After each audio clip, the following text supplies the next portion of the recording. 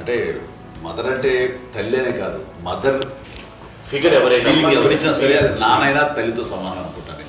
నాకు చెప్పినట్లుగా అట్లాగా అలసిపోయి వచ్చిన నాకు కాళ్ళు నొక్కుతుంటే నాకు భయం వేసేసేది.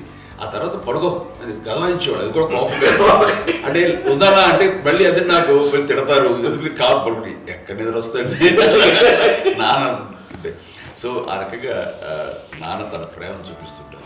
ఆ తర్వాత గోండా టైంలో కూడాను నేను ట్రైన్ కింద వెళ్తుంటే నాన్న అక్కడే ఉన్నారు, రాజమండ్రి దగ్గర ప్రాంతంలో. ఆయన చాలా కోపం చేస్తుంది, ఇలాంటి చేస్తుంటావు నువ్వు, ఏదైనా అయితే ఏంటి అనేది చెప్పి, ఏం పర్లేదన్నా ఏమవుతుందో అన్ని రకాల సేఫ్టీ అన్ని రకాల జాగ్రత్తలు చూసుకున్నాం.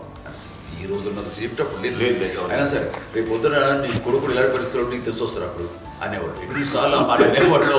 నాకు నిజంగానే మగధీర టైంలో గుర్ర వ్యక్తుని ఆ రోడ్డు మీద పడిపోయారు అని అన్నప్పుడు నాకు ఆ ఫస్ట్ టైం ఆ ఫీలింగ్ కలిగింది. అలాగే పీటర్ హెయిన్స్ అనేవాడు ఫస్ట్ మగధీరలో జంప్ చేస్తారు, మోటార్ బైక్ జంప్ చేసినప్పుడు ట్రైల్లో పీటర్ హెయిన్స్ అంత హైట్ నుంచి 20 feet 25 feet హైట్ నుంచి పడిపోయి మొత్తాన్ని బోన్స్ ఇరగొట్టుకుని వాడు 7 నెలల పాటు వాడు ఇప్పుడు హాస్పిటలైజ్డ్.